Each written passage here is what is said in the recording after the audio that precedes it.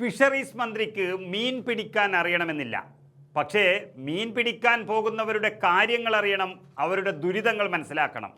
കരയിൽ നിന്നും വീമ്പിളക്കുന്നത് പോലെയല്ല, കടലിലെ കാണാക്കയത്തിൽ ജീവൻ പണയം വെച്ച് പണിയെടുക്കുന്നവർക്കൊപ്പം നിൽക്കാൻ അല്പം ബുദ്ധിമുട്ടുണ്ട്. കലിതുള്ളുന്ന കടലിനോട് മല്ലിട്ട് ജീവിക്കുന്നവരും ഈ സംസ്ഥാനത്തിൻ്റെ ഭാഗം തന്നെയാണ്. അത് മന്ത്രി മനസ്സിലാക്കണം. കടലിൽ പോയവരെ കാണാതായിട്ട് ദിവസം 11ആയി.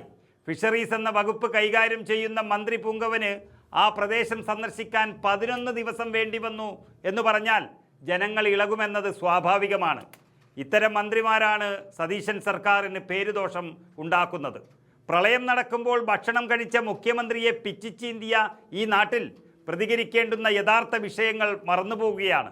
കടലിൽ ആളുകളെ കാണാതാവുകയും കടലാക്രമണം ശക്തമാകുകയും ഒക്കെ ചെയ്ത ഒരു പ്രദേശത്തേക്ക് ഗതാഗത മന്ത്രിയെയും വനം വകുപ്പ് മന്ത്രിയെയും പറഞ്ഞയച്ച് കൊട്ടാരത്തിൽ അന്തിയുറങ്ങിയ ഫിഷറീസ് മന്ത്രിയെ ജനങ്ങൾ ഇന്ന് കൈകാര്യം ചെയ്യാതെ വിട്ടത് ആഭ്യന്തരമന്ത്രിയുടെ കൂടെ പോയതുകൊണ്ട് മാത്രമാണ്.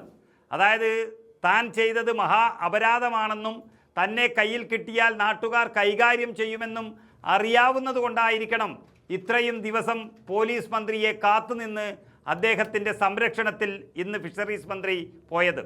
സത്യത്തിൽ സൂചി കൊണ്ടെടുക്കേണ്ടുന്ന വിഷയത്തെ തൂമ്പ കൊണ്ടെടുക്കേണ്ടി വരുന്നതാണ് പ്രശ്നങ്ങൾ വഷളാക്കുന്നത്. ഉറ്റവരെ കാണാതായവർ പ്രതിഷേധിക്കുക തന്നെ ചെയ്യും, അതിൽ സംശയമൊന്നുമില്ല. അവിടെ നിന്നും ഒളിച്ചോടിയിട്ടും കാര്യമില്ല. പോകേണ്ടിടത്ത് പോകാതെ മറ്റു മന്ത്രിമാരെ അയക്കുന്നത് ഒരു മന്ത്രിമാർക്കും ചേർന്നതല്ല. അവിടെ തന്നെ നിന്ന് രക്ഷാപ്രവർത്തനത്തിനും തിരച്ചിലിനും നേതൃത്വം നൽകുകയായിരുന്നു മന്ത്രി ചെയ്യേണ്ടിയിരുന്നത്. അതില്ലാത്തത് മുഖ്യമന്ത്രിയുടെയും സർക്കാരിൻ്റെയും ഇമേജിനെയാണ് ഇപ്പോൾ കളങ്കപ്പെടുത്തിയത്. കാണാതായവർക്കുള്ള തിരച്ചിൽ നാവികസേന, തീരദേശ പോലീസ്, കോസ്റ്റ് ഗാർഡ് എന്നിവരുടെ നേതൃത്വത്തിൽ സജീവമായി നടക്കുകയാണെന്നും ഇതിൽ യാതൊരു വിട്ടുവീഴ്ചയും ഉണ്ടാകില്ലെന്നും ആഭ്യന്തരമന്ത്രി രമേശ് ചെന്നിത്തല പറയുമ്പോഴാണ് ആ നാട്ടുകാർക്ക് ആശ്വാസമായത്. അത് മുൻപേ പോയി പറയാൻ പോലും ഫിഷറീസ് മന്ത്രിക്കായിട്ടില്ല. മുതലപ്പൊഴി ഹാർബറിലെ അശാസ്ത്രീയമായ നിർമ്മാണമാണ് നിരന്തരമുള്ള അപകടങ്ങൾക്ക് കാരണമെന്ന പരാതി ആ പ്രദേശത്തെ മത്സ്യത്തൊഴിലാളികൾ രമേശ് ചെന്നിത്തലയുടെ ശ്രദ്ധയിൽപ്പെടുത്തി. ഈ വിഷയത്തിൽ ശാസ്ത്രീയമായ പഠനം നടത്തി ഒരു ശാശ്വത പരിഹാരം കാണുക എന്നതാണ് ഈ സർക്കാരിൻ്റെ പ്രധാന ലക്ഷ്യമെന്ന് ആഭ്യന്തരമന്ത്രി രമേശ് ചെന്നിത്തല ഉറപ്പ് നൽകിയതോടെ പ്രദേശവാസികളും പ്രതീക്ഷയിലാണ്. ഇതാണ് ഭരിക്കാൻ അറിയുന്നവർ ചെയ്യുന്നത്. ഓരോ വകുപ്പിൽപ്പെട്ട ദുരിതം കൊണ്ട് പ്രതിഷേധമുണ്ടാകുമ്പോൾ അത് പരിഹരിക്കാനാണ് ആ വകുപ്പ് തലത്തിൽ മന്ത്രിമാരെ നിയമിക്കുന്നത്.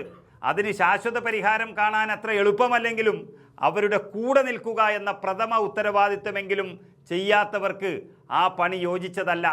ഇനിയൊരു ജീവൻ പോലും ഇവിടെ പൊലിയാൻ പാടില്ലെന്നും ഒരു വള്ളവും തകരാൻ പാടില്ലെന്നും അതിനനുസരിച്ചുള്ള ശക്തമായ നടപടികളും ശാശ്വത പരിഹാരവും സർക്കാരിൻ്റെ ഭാഗത്തു നിന്നുണ്ടാകുമെന്ന് ഉറപ്പ് നൽകിക്കൊണ്ട് രമേശ് ചെന്നിത്തല എന്ന ആഭ്യന്തരമന്ത്രി കടപ്പുറത്തു നിന്ന് നീങ്ങിയപ്പോൾ രക്ഷിച്ചത് സർക്കാരിനെ മാത്രമല്ല, ഒളിച്ചു നിന്നൊരു മന്ത്രിയെ കൂടിയാണ്.